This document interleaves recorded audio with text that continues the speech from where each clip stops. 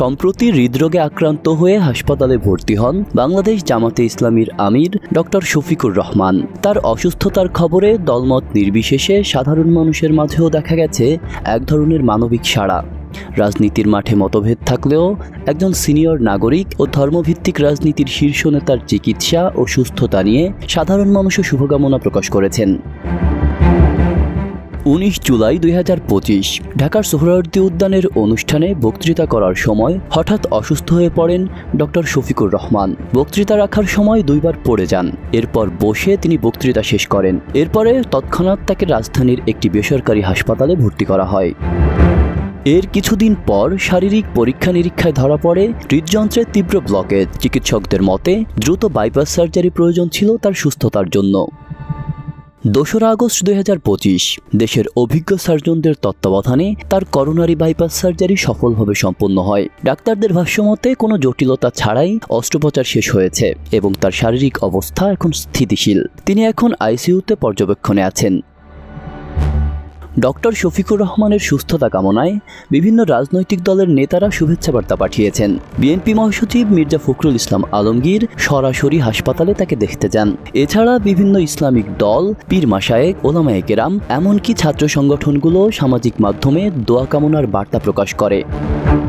Facebook, YouTube, x সহ বিভিন্ন সামাজিক মাধ্যমে সাধারণ মানুষের মাঝে দেখা গেছে এক ধরনের ভিন্ন অনুভূতি। রাজনৈতিক মতপার্থক্য থাকলেও তার শালীনতা, নম্রতা ও নীরব শান্ত নেতৃত্ব শৈলীর কারণে অনেকেই তাকে শ্রদ্ধাভরে স্মরণ করেছেন। একজন মন্তব্য করেছেন, তিনি আমাদের মতামতের বিপরীত হলেও একজন সম্মানিত ও গঠনমূলক নেতা।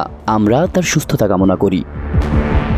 জামাতে ইসলামীর কেন্দ্রীয় দপ্তর থেকে জানানো হয়েছে, আমির সাহেবের চিকিৎসার পুরো প্রক্রিয়াটি অত্যন্ত সুপরিকল্পিত ও চিকিৎসা বিজ্ঞানের সর্বোচ্চ মান বজায় রেখে পরিচালিত হয়েছে। দলের নেতৃবৃন্দ সার্বক্ষণিক যোগাযোগ রাখছেন তার সঙ্গে। চিকিৎসার বিষয়েও তারা নিয়মিত গণমাধ্যমকে হালনাগাদ তথ্য দিচ্ছেন।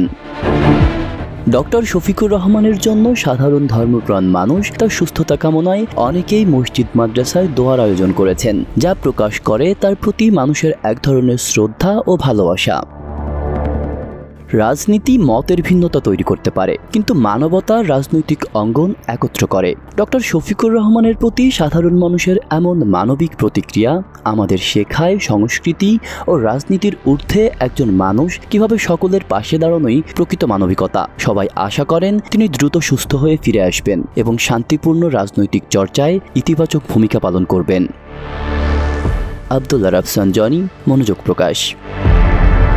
স্টাইল হোক রুচিশীল, পরিচয় হোক রাজকীয়, e-commerce platform palace of classy, যেখানে ফ্যাশন মেলে আত্মবিশ্বাসে। শীতের হুডি হোক বা গরমের আরাম, আমরা আছি আপনার পাশে। 100% অরিজিনাল প্রোডাক্ট, দেশের যে কোনো প্রান্তে, ফ্রি হোম ডেলিভারি। অর্ডার করতে ইনবক্স করুন এখনই। Palace of classy, B classy, be confident.